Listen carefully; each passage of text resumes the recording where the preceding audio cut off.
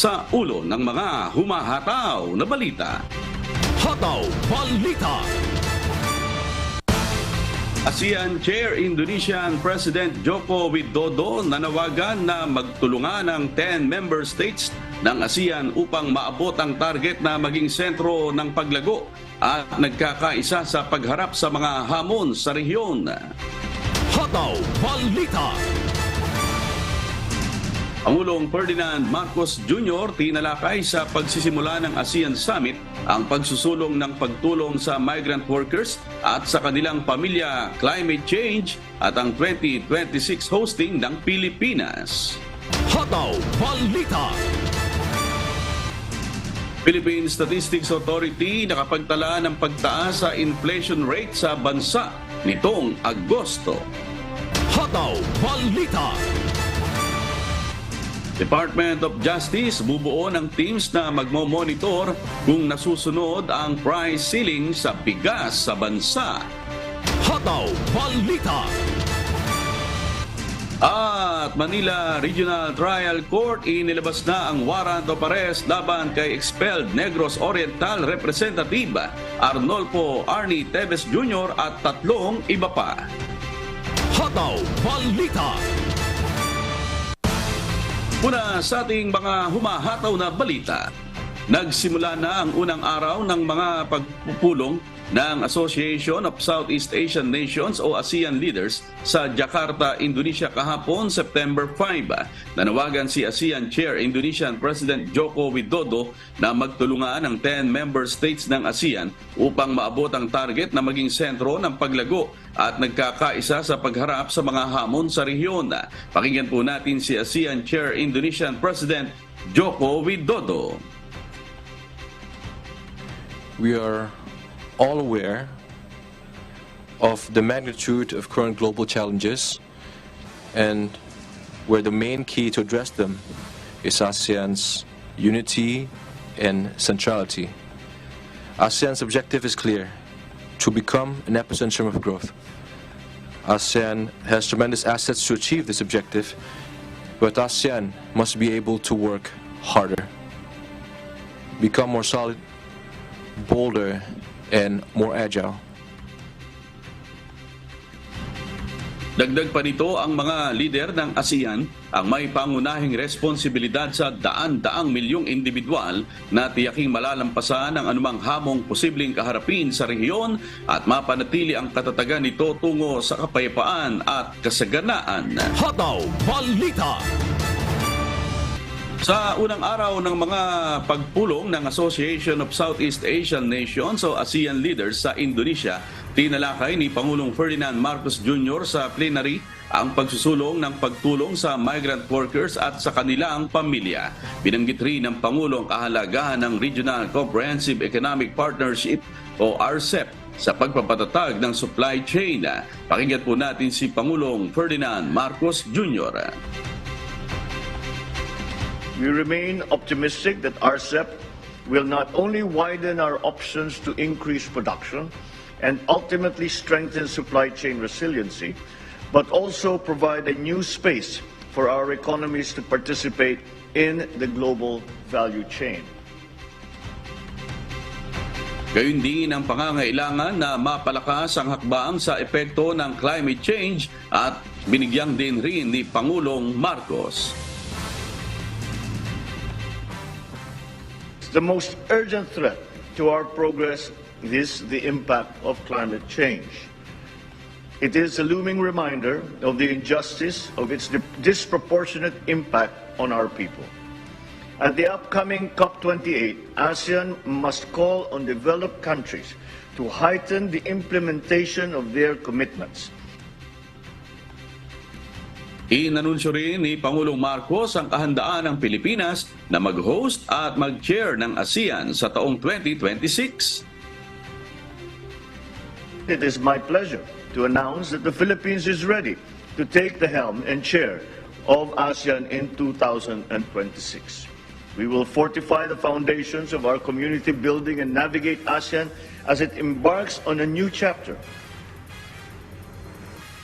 Dumalo rin ang ASEAN leaders at iba pang leader ng bansa sa opening session ng ASEAN Indo-Pacific Forum.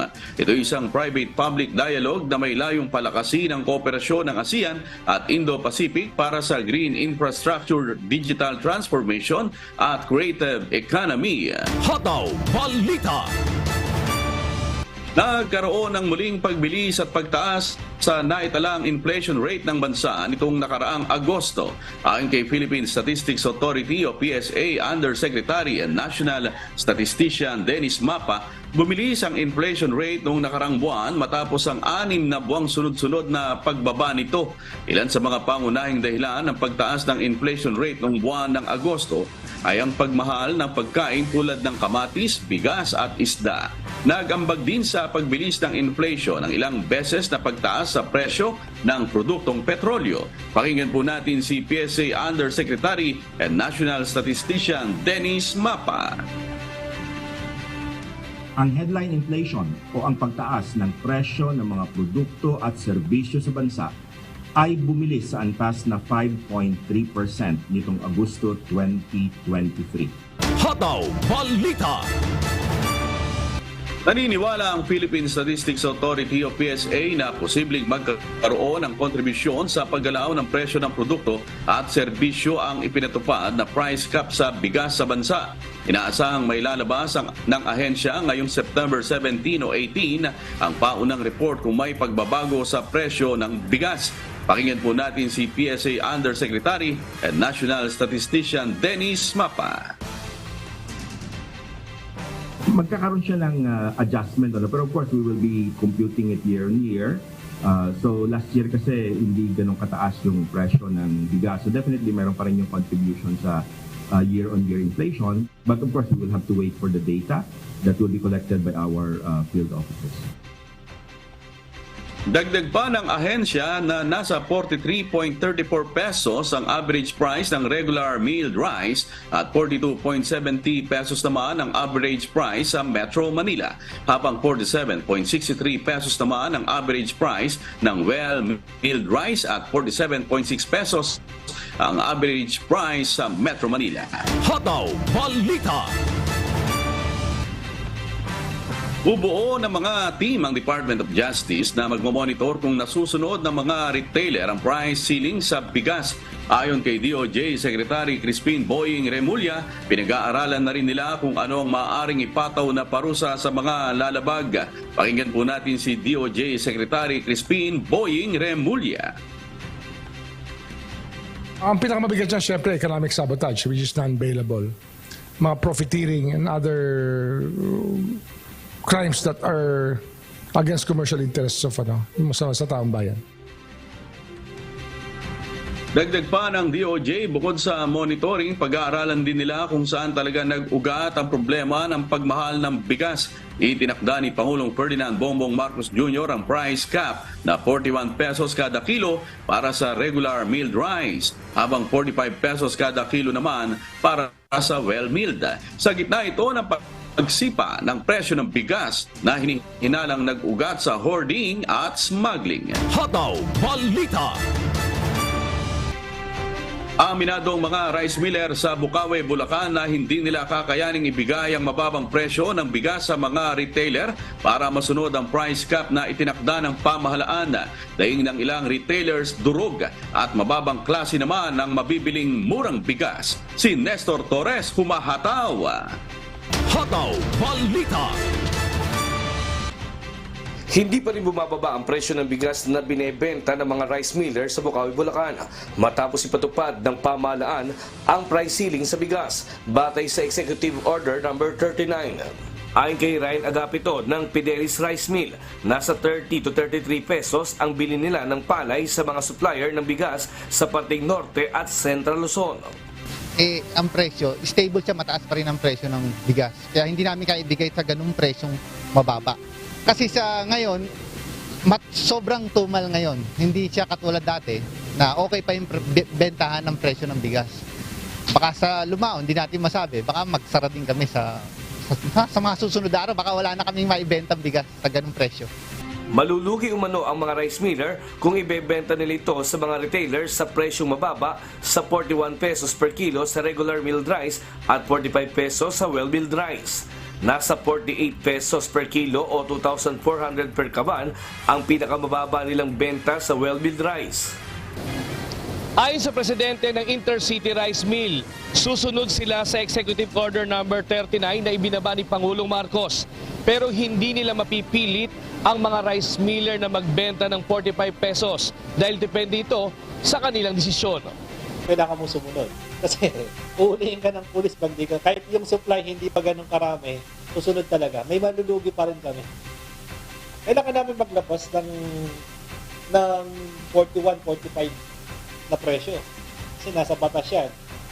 So, no choice na susunod lahat. Pero yung supply, hindi pa ganun karami yung supply ng mababang bigas. Samantala, may mga retailer sa Intercity na nagbabaka sakali na may mabili na murang bigas. Sa mahigit 100 rice mill sa Bukawi, isa lang umano ang nagbebenta ng 45 pesos na well-milled rice sa mga retailer. Ang problema, mura nga pero durog naman at bababa na ang klase. Ayan, yan 45 na yan kasi durog na. Sa ibang rice mill hindi pa rin bumababa. Dapat kahit pa paano meron silang 3 klase na maganda na maipopromote talaga na masasabing bumaba. Eh hindi naman eh.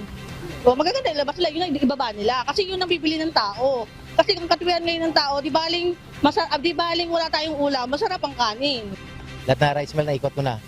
Wala talaga na mababa. Pero mataas. Kaya inaabangan namin yun, sir. Yung presyo na pinakamababa. Paliwanag naman ng presidente ng mga rice miller, hinihintay na lang nila na makaani ng palay ang mga magsasaka sa ikalawa o ikatlong linggo ng Setyembre. Asahan anya na bababa na ang presyo ng well-milled rice sa susunod na linggo kapag bumuti na ang panahon. Pakiusap naman sa pamahalaan ng mga rice miller, magbigay sana ng pataan na mabenta muna nila ang kanilang mga bigas bago magbaba ng presyo. Diyos ang aming sandigan, serbisyo publiko ang aming pinahahalagahan. Nestor Torres, humahataw! Hataw Balita. Inihahanda na ng Department of Social Welfare and Development o DSWD ang ayudang ibibigay sa mga maliliit na rice retailer na apektado ng ipinatutupad na price ceiling sa bigas. Sa isang radio interview, sinabi ni DSWD Secretary Rex Gatchalian na inatasan na siya ni Pangulong Ferdinand Marcos Jr. na gamitin ang Sustainable Livelihood Program ng ahensya para sa inaasahang pagkalugi ng ilang rice retailers dahil sa temporary price cap. Sa ilalim ng naturang programa ng DSWD, binigyan ng financial assistance ang mga kababayan natin na nais magpundar ng maliit na negosyo gaya ng pagre-retail ng bigas. Ayon kay Secretary Gatchalian, ang bawat qualified recipient ay maaring makatanggap ng one-time maximum 15,000 pesos cash assistance. Sa ngayon ay inaasikaso na ng Department of Trade and Industry at ng Department of Agriculture ang listahan ng mga rice trader at retailer na maaring makatanggap ng ayuda mula sa pamahalaan. Hataw Balita. Sa iba pang balita, inilabas ng Manila Regional Trial Court Branch 51 ang isang warrant of arrest laban kay expelled Negros Oriental Representative Arnolfo Arnie Tevez Jr. Kaugnay ito ng pamamaslang kay Negros Oriental Governor Roel de Gamo at sa 5 pang individual noong Marso. Kabilang din sa inisyuhan ng arrest warrant ay sina Angelo Palagtiu, isang nagngangalang Gian at Captain Lloyd Cruz Garcia II. Sa kaparehong utos, ipinapalipat ng korte si Nigel Electona mula sa Manila City Jail patungo sa Metro Manila District Jail sa Camp Bagundiwa sa Taguig. Sinasabing malaki ang papel ni Electona sa pagkakapaslang kay Governor de Gamo. Si Electona ay ang Chief Security Officer sa compound ng sugar mill na pinapatakbo ng HDJ Agri Venture Corporation kung saan iniuulat na si Tevez ang Pangulo. Itinakda naman ng korte ang arraignment at pre-trial sa October 4. Hataw Balita. Inaasahang makaboboto sa darating na barangay at sangguniang kabataan elections o BSKE ang halos 1,000 bilanggo sa New Bilibid Prison o NBP sa pamamagitan ng resolusyon na inilabas kamakailan ng Supreme Court sa kasong Santiago versus Comelec. Pinayagan ng Persons Deprived of Liberty o PDLs na makaboto, ngunit hindi lahat ng PDL ay kwalipikadong bumoto. Ayon kay Commission on Elections o COMELEC Chairperson George Erwin Garcia, pinag-usapan nila kung papaano ang proseso ng pagboto ng nasa 1,000 PDL o bilanggo sa loob ng NBP. Hataw Balita. Umabot na sa halos 3,000 ang mga ginibang kubol sa New Bilibid Prison o NBP ayon kay Bureau of Corrections o Bucor Director Gregorio Catapang Jr. Gusto nito hindi na anya pwedeng gumawa ng mga iligal na aktibidad ng mga inmate sa NBP. Pinaplano na rin anyang lagyan ng closed-circuit television o CCTV ang mga kulungan sa Bilibid upang mas masubaybayan ang mga ginagawa ng mga preso. Ang mga pag-iigpit ng Bucor ay kasunod ng pagtakas ng inmate na si Michael Cataroha sa maximum security compound ng NBP noong Hulyo. Kabilang rin sa pag-iigpit na ipinatupad ng Bucor ay ang cashless policy sa loob ng mga kulungan upang maiwasan ang paggamit ng pera sa mga iligal na transaksyon. Hataw Balita. Nasawi ang isang Philippine Coast Guard rescuer sa kasagsagan ng search and rescue operation nitong Martes, September 5. Ito'y matapos tangayin si CGPO3 Ponciano Nisperos Jr. nang rumaragasang tubig sa ilog habang tumutugon sa isang drowning incident sa Sitio Daeng, Barangay Halog East, Cubao, La Union. Sinubukan pa siyang iligtas ng kanyang mga kasama ngunit wala na siyang malay nang ma-recover ng PCG Search and Rescue Operation Team. Naidala pa ito sa La Union Medical Center ngunit idineklarang dead on arrival. Agad itong ipinigbigay alam ng PCG sa kanyang pamilya at tiniyak ang tulong sa naulilang pamilya. Hataw Balita. Bumagsak ang 2 poste ng kuryente sa may Industrial Valley Complex sa Marikina City bandang alas 11 ng umaga kahapon, September 5. Agad namang may responding kinatawan ng lokal na pamahalaan, Meralco at PLDT. Base sa inisyal na investigasyon, sinasabing luma na ang poste at masyado nang mabigat ang mga kable. Nasa 2,000 residente ang pansamantalang walang supply ng kuryente dahil sa nangyari. Patuloy pang isinasagawa ang damage assessment ng mga otoridad. Tinatayang aabuti ng 1 linggo bago mapalitan ang bumagsak na poste ng kuryente at maiayos ang mga kable.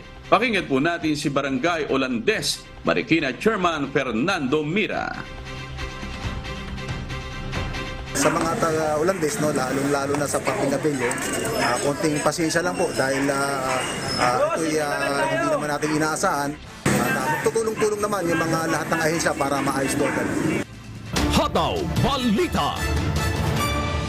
Nagsasagawa na ngayon ng malalim na investigasyon ng Light Rail Manila Corporation kaugnay ng reklamo ng isang pasahero ng LRT1 na ibinahagi sa social media. Batay sa kwento, ikinagalit umano ng ilang personnel ng LRT1 ang pagpindot ng isang pasahero sa emergency button sa loob ng tren. Sa Facebook post ni Mina Fabre na ini-upload noong August 23, ibinahagi niya ang kanyang karanasan sa loob ng LRT1 kung saan isang pasahero umano na ipit ang daliri sa pintuan ng tren. At sa pagmamalasakit ng isa pang pasahero na malapit sa pintuan, pinindot nito ang emergency button nang makitang nangyari sa kapwa pasahero. Nang bumukas na ang pintuan, dito na umano naggalit ang security guard sa mga pasahero. Lumapit din umano ang kapitan ng tren at kinwestiyon kung bakit pinindot ang emergency button. Ayon pa sa post ni Fabre, nakalulungkot umanong isipin na wala man lamang sa mga tauhan ng tren ang nagmalasakit na kamustahin ang kalagayan ng pasaherong naipit. Sa isang opisyal na pahayag, sinabi ng LRMC na agad naman umanong inasistihan ng platform security personnel ang pasaherong naipit at inalok na dalhin siya sa klinik ng Central Station. Subalit, tumanggi na umano ito at nagpasyang i-avail na lamang ang first aid treatment. Bagaman nagpapatuloy pa ang investigasyon, nangako naman ang pamunuan ng LRT na muling magsasagawa ng customer service training sa kanilang mga staff upang maiwasan na maulit ang kaparehong insidente. Hataw Balita. Kinumpirma ng Department of Health o DOH na hindi na kukuha pa ng karagdagang monovalent vaccines laban sa COVID-19 ang pamahalaan ngayong tapos na ang State of Public Health Emergency. Ayon kay DOH spokesperson Yusek Eric Tayag, nangangahulugan ito na tapos na ang libreng bakunahan ng primary series ng COVID-19. Sa huling pagtaya ng kagawaran, tanging sa Calabarzon region na lamang may available na bakuna. Nasa 200,000 doses na lang ito noong nakaraang 3 linggo at posibleng paubos na rin ito sa ngayon. Ayon sa DOH, maaring makipag-ugnayan ng mga local government units sa mga private sector upang matulungan silang makabili nito. Pakinggan po natin ang pahayag ni DOH spokesperson Yusek Eric Tayag. Wala na, it's too late. Wala na kaming bibilin. Sa ngayon, ang alam ko wala nang bibilin. Ang pwedeng mangyari dyan, kung sakaling dumulog sa kanila yung mga constituents nila, baka meron silang sariling budget o kaya naman makikipag-ugnayan sila sa private sector. Kung may dumating na yung bivalent vaccine, ay pwedeng bilhin yun, hindi out of pocket mo mismo, kundi may nag-donate halimbawa sa local government, binili ng isang private organization halimbawa bilang social responsibility nila. Sa ngayon, tanging bivalent vaccines na lang na donasyon ng Lithuania ang meron ng DOH na inilaan naman sa healthcare workers, senior citizens at adult with comorbidities. Sa 390,000 doses na dumating sa bansa, mahigit 359,318 na ang nagamit. Nire-review namin yung gamit at ng mga bakunang nauna ng dinonate ng Lithuania. Tinitingnan namin kung saang lugar at gaano karami pa yung kailangan nila doon. Halimbawa, maganda na yung vaccine coverage sa Metro Manila. Kung sakamaling tatanggap, mas hindi na namin dadalhin sa Metro Manila. Mas doon sa mga lugar na kung saan naging mababa yung vaccine coverage. Hataw Balita. Posibleng palawigin ng Land Transportation Office o LTO ang validity ng driver's license ng mga individual na apektado ng temporary restraining order ng Quezon City Regional Trial Court Branch 215 na pumigil sa pagpapatupad ng kontrata nito sa supplier na Banner Plastic Card dahil sa TRO na binbin ang printing at delivery ng driver's license na gawa sa plastic. Pag-aaralan din ng LTO ang panukalang lagyan na lang ng stamp ang official receipt o certificate of registration ng vehicle owners para sa extension ng validity ng driver's license. Pakinggan po natin si LTO Chairman ASEC Vigor Mendoza II. In case mag-grant po yan, we will extend po yung mga licenses ng ating mga motorista. Hindi right now po hanggang Oktubre po 'yon, hindi ho po nila kailangan bayaran yung extension fee, no? Pero yun po yung pinag-aaralan po namin because that will have a direct impact to our revenue generating capacity for the year. Bukod dito, maaari ring mag-issue ng electronic license o e-license ang LTO.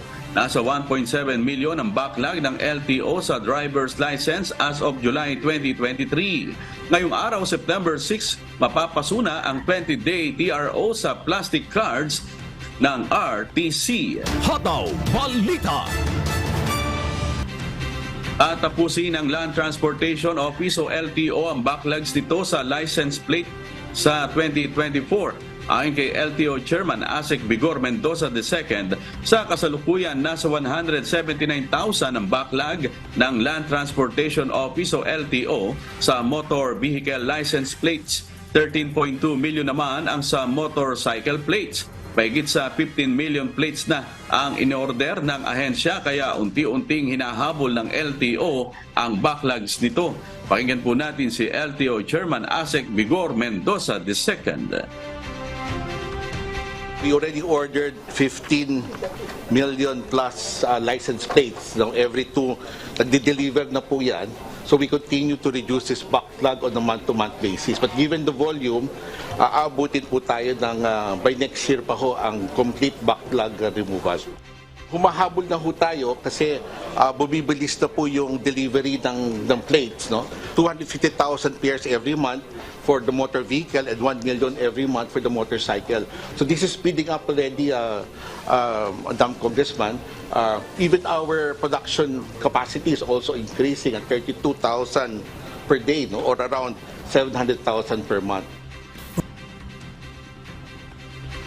Tiniyak din itong sapat ang pondo ng ahensya para maisakatuparan ng target nito. Sa ulat ng opisyal, bumibilis na ang delivery ng plates. Muso dito, tumaas na rin ang production capacity ng LTO.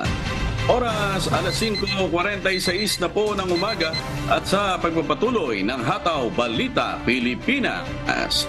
Ikinukonsidera na ng Albay Police Provincial Office na pasok na bilang election-related violence incident ang nangyaring pagpaslang sa isang barangay chairman sa San Jose, Libon, Albay nitong nakaraang linggo. Bunso nito, mahigit 200 pulis na ang ipinakalat sa bayan upang masiguro ang mapayapang barangay at sangguniang kabataan elections sa susunod na buwan. Si Jerry Galicia, humahataw. Hataw Balita.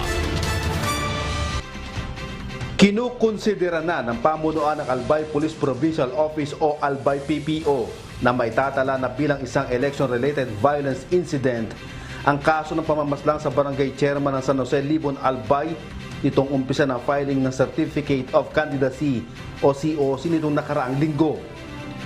Isinumite na ng Albay PPO ang rekomendasyon sa Police Regional Office 5 dahil pasok ang insidente sa panahon ng eleksyon.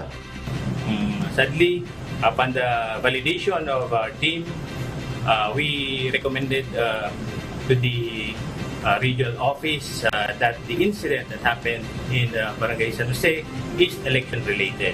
Busod dito, nagdagdag na ng nasa 200 tauhan ang PNP Albay upang tiyakin ang katahimikan at kaayusan sa naturang bayan sa nalalapit na halalan.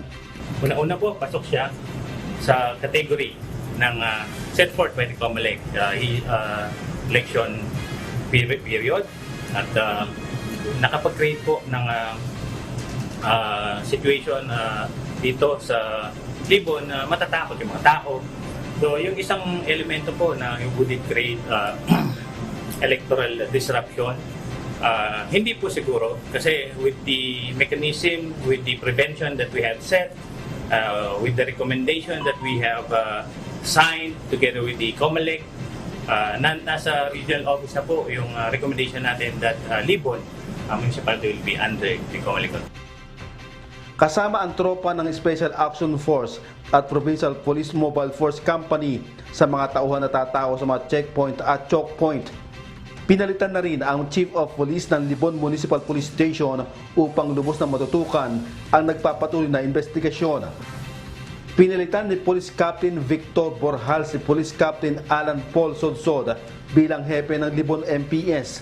Nakabisado ang munisipalidad dahil dati na itong naupo bilang hepe ng pulisya sa bayan. Samantala, isang grupo ang hinihinalang may kinalaman sa krimen na nagnanais guluhin ang halalan sa Libon. Hindi man binigyan detalye ni Police Colonel Cunanan pero may tinutukoy at sinusundang detalye batay sa mga statement ng mga tao na nakausap ng pulisya. There are pointers na we are looking, may anggulo po na tinitingnan natin.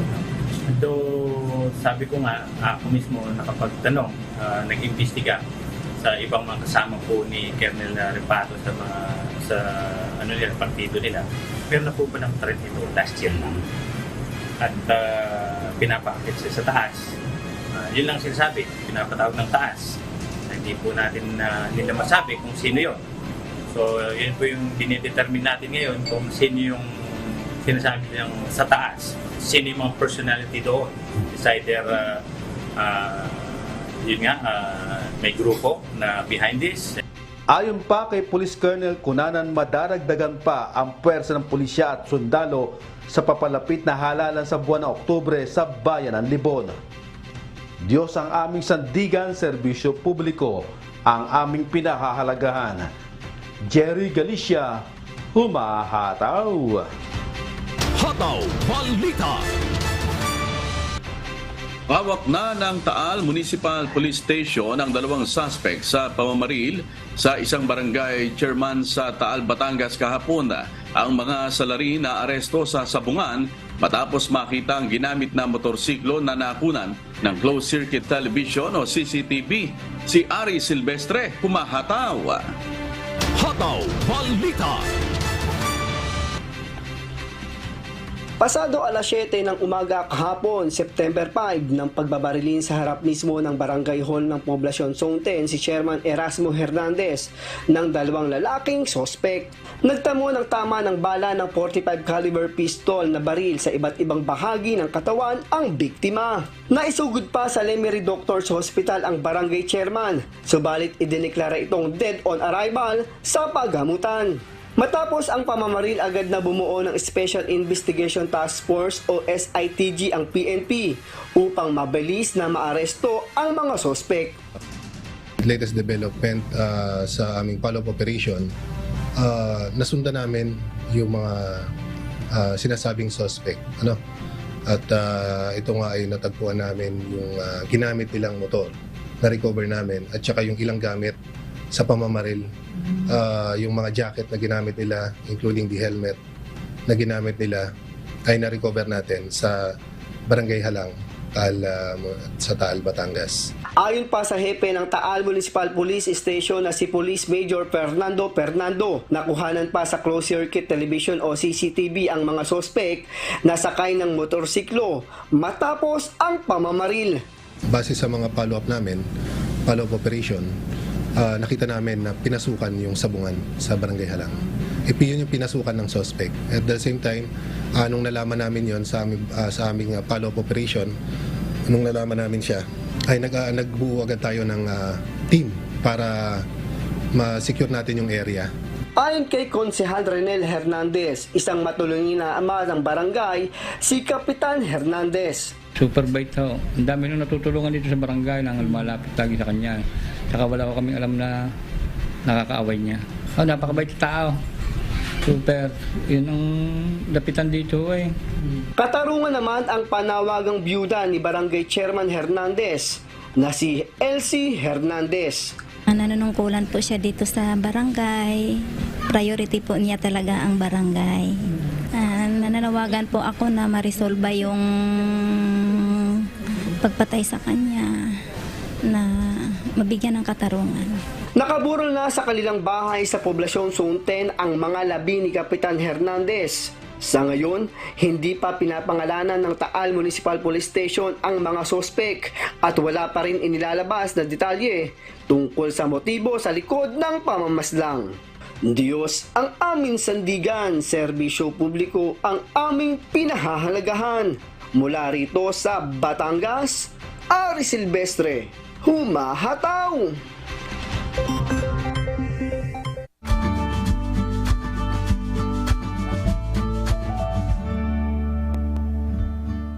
At para po sa pinakabagong update ukol sa lokasyon, lakas at epekto ng Bagyong Ineng pati na sa southwest monsoon sa bansa, narito po ang ulat ng Philippine Weather Bureau Pag-asa.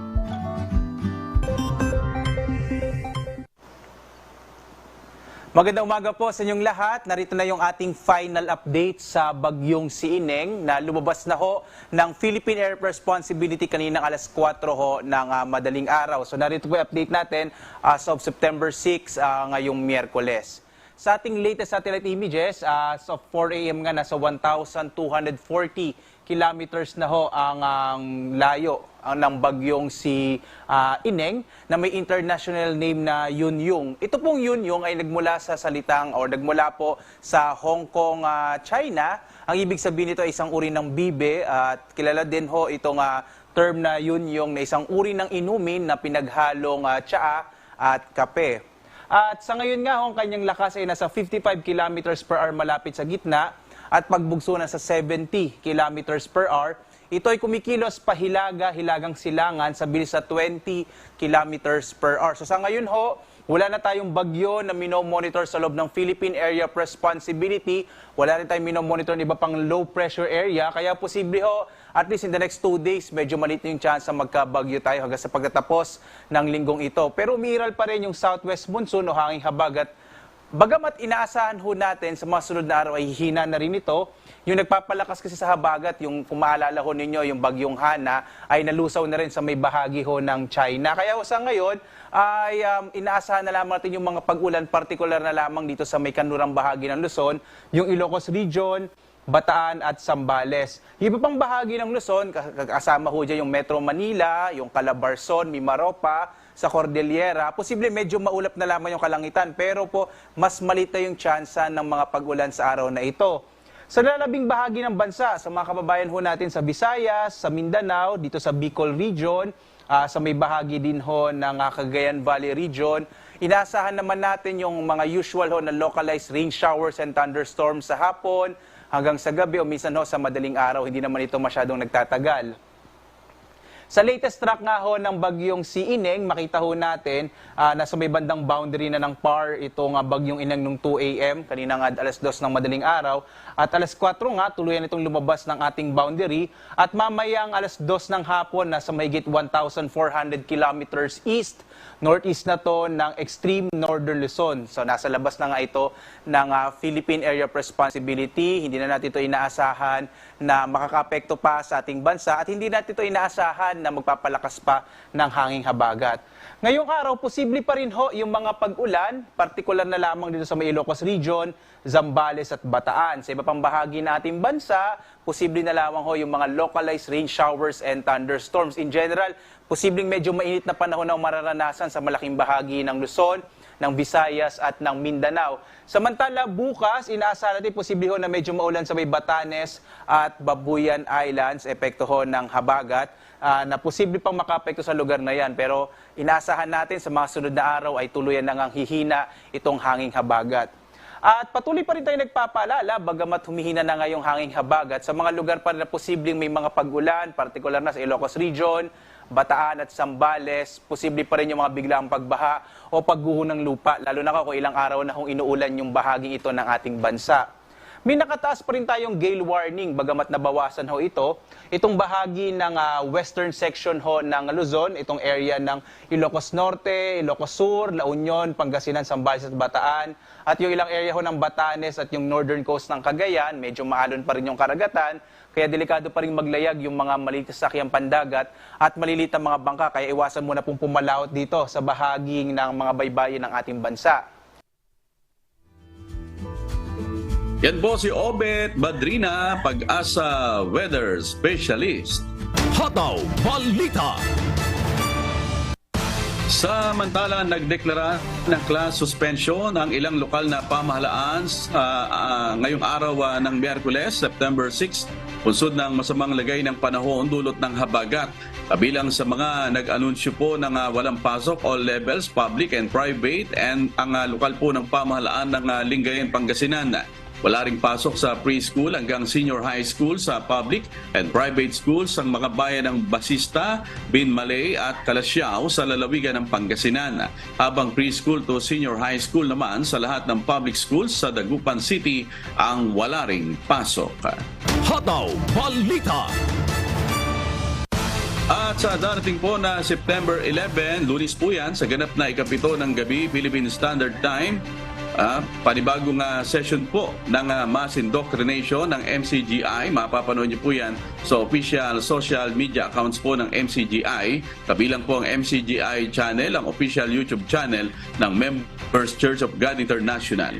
Patuloy rin po namin kayong inaanyayahan na makiisa sa Global Prayer for Humanity tuwing Lunes hanggang Biyernes alas 9:30 ng gabi. Ito po'y naka-stream ng live sa lahat ng MCGI social media accounts. Ang Global Prayer for Humanity ay bukas po sa lahat, anuman ang inyong relihiyon o lahi. At sa aming ibabahaging mga salita ng Diyos na ating sandigan, mula sa Marcos Kapitulo 8, talatang 36. Sapagkat ano ang mapapakinabang ng tao na makamta ng buong sanglibutan at mapapahamak ang kanyang buhay.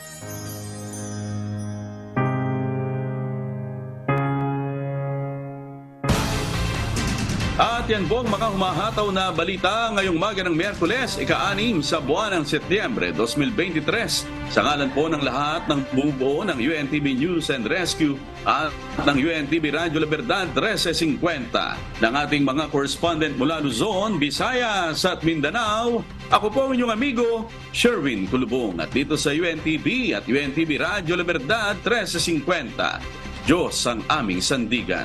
Serbisyo publiko ang aming pinahahalagahan. Susunod na po ang Good Morning Kuya. Salamat po sa Diyos at magandang umaga.